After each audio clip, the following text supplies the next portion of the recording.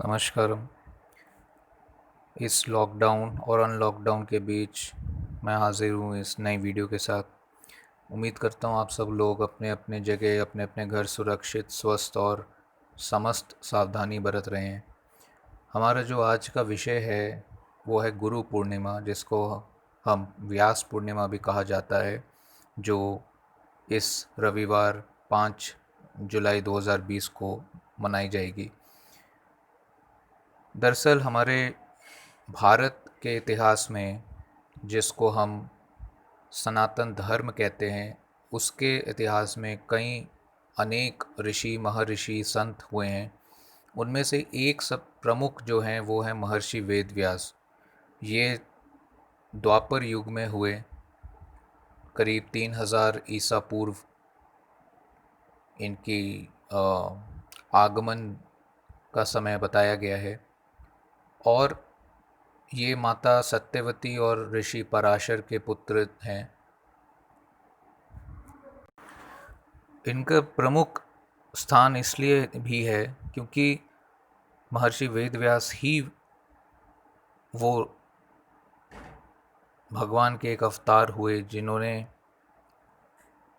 एक जो वेद है उसको ग्रंथ का स्वरूप दिया, आज से लगभग 5000 वर्ष पूर्व। और वेद का विभाजन किया ताकि जन सामान्य को समझ में आ सके। अनेक तरीके से उन्होंने कोशिश करी। 4 वेद प्रकट किए, 18 पुराणे प्रकट की, उपनिषद और तमाम अलग के प्रकार के ग्रंथ उन्होंने। तो उन्होंने जो एक वेद था जो कि जिससे कलयुग के मनुष्यों का उद्धार हो सके, उस कृपा को उन्होंने बरसाया था हम लोगों पर। इस कारण से ये गुरु पूर्णिमा पर्व मनाया जाता है।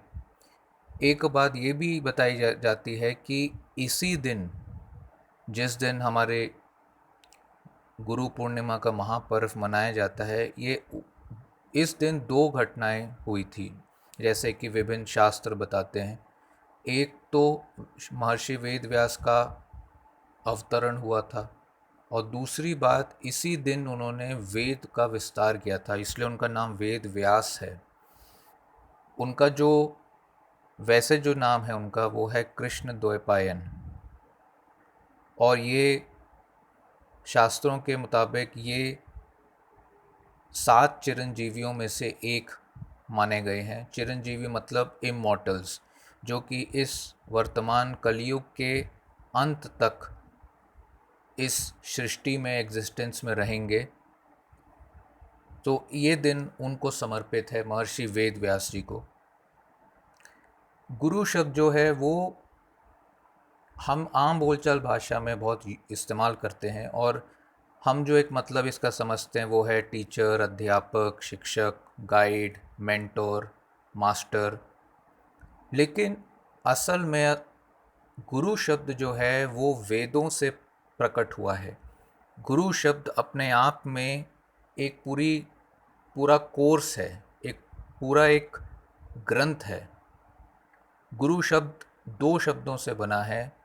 गु मतलब अंधकार और रू मतलब प्रकाश। गुरु शब्द का जो वास्तविक अर्थ है वो है एक स्पिरिचुअल मास्टर, यानी कि वो पर्सनैलिटी जो हमको मटेरियलिस्टिक लाइफ से निकाल कर, हमको उस अंधकार से निकालकर आत्मा परमात्मा का क्या विज्ञान है और उसको प्रैक्टिकली समझाने के लिए, और हम पे वो कृपा, वो परम आनंद हमको प्रदान करने के लिए वो प्रकट होते हैं। तो गुरु शब्द का अर्थ ये होता है कि एक स्पिरिचुअल मास्टर। अगर हम खाली मास्टर कहेंगे तो बात नहीं बनेगी।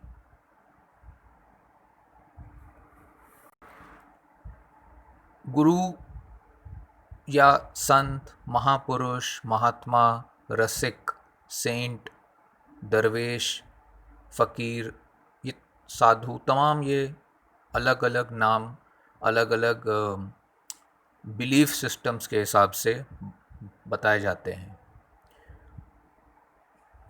तो दरअसल गुरु करता क्या है, उसकी क्या पहचान है, उसको कैसे समझा जाए, उसको कैसे प्राप्त किया जाए।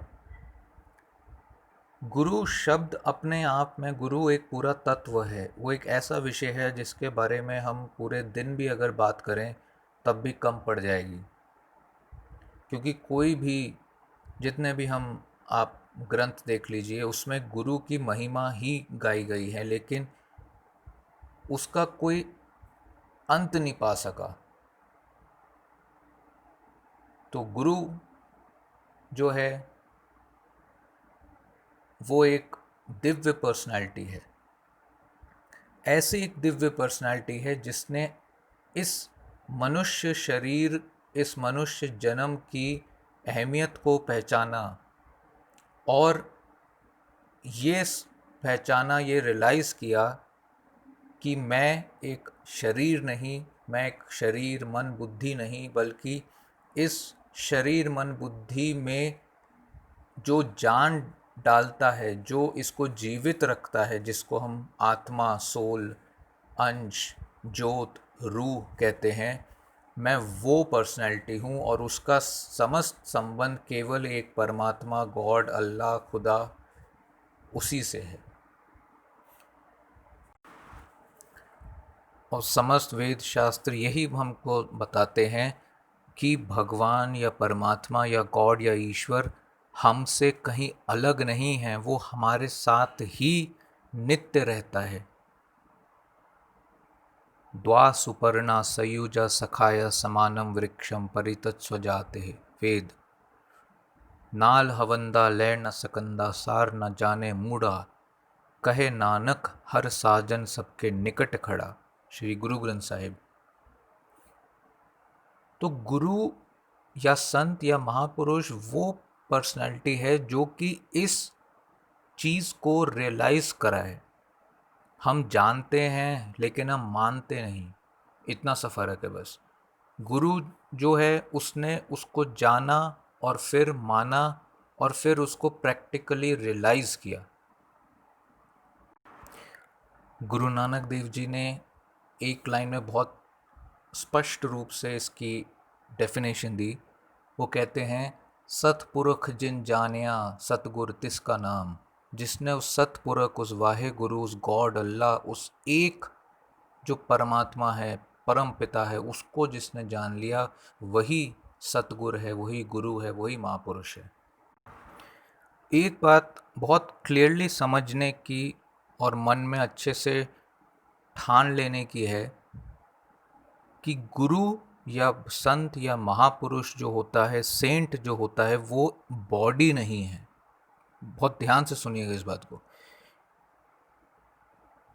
शरीर तो एक पीस ऑफ मीट है, एक मांस का टुकड़ा है, लेकिन उसको जो जीवित रखता है वो उसके भीतर बैठा हुआ जो वो हम कहते हैं सोल है, आत्मा है, जो परमात्मा का अंश है, उसकी एक शक्ति है, वो उस शरीर को जीवित रखता है। इसलिए उसका नाम जीव कहा गया है वेद शास्त्रों में।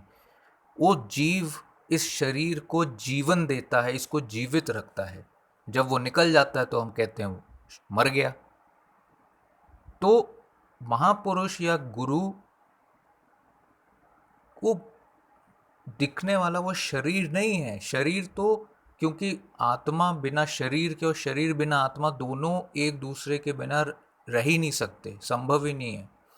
इसीलिए हमको ये धोखा हमेशा अनंत जन्मों से यही धोखा हुआ है कि हमने शरीर को देखा, हमने उसकी बोलचाल, रहन सहन, उठना बैठना, उसकी मुद्राएं, उसकी क्रियाएं देखी और हमने अपने पैमाने के हिसाब से उसको नापा तोला। अगर वो खरा उतर गया तो फिर वो सही है, नहीं तो हम आगे बढ़ गए।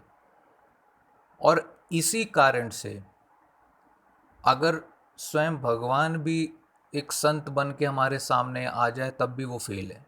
क्योंकि अगर वो हमको जच गया, हमारे मन को, हमारी बुद्धि को जच गया, तो फिर हमको पसंद आ जाएगा।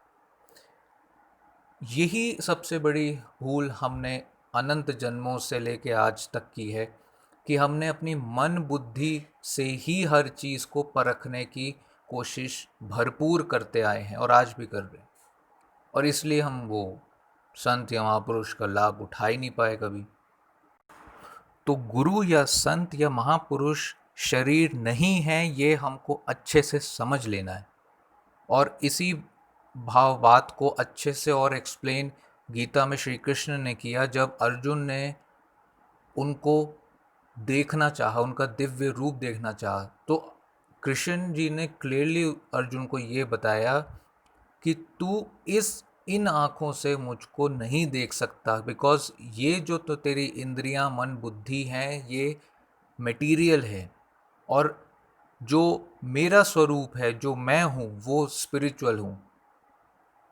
तो गीता में एक श्लोक है जहाँ पे बहुत साफ तौर पे श्री कृष्ण ने कहा कि 5 तत्वों से ये समस्त जगत और तेरा शरीर और मन बुद्धि सब निर्मित है।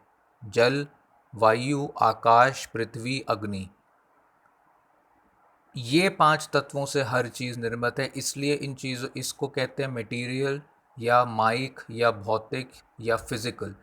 जबकि जो आत्मा है और जो परमात्मा है वो इनसे परे है, वो स्पिरिचुअल है, वो नॉन फिजिकल है, नॉन मटेरियल है, वो 5 तत्वों से बना ही नहीं हुआ, उसकी कॉम्पोजिशन ही अलग है। अब हम ये जानते हैं कि गुरु को पहचानने के क्या तरीके बताए गए हैं।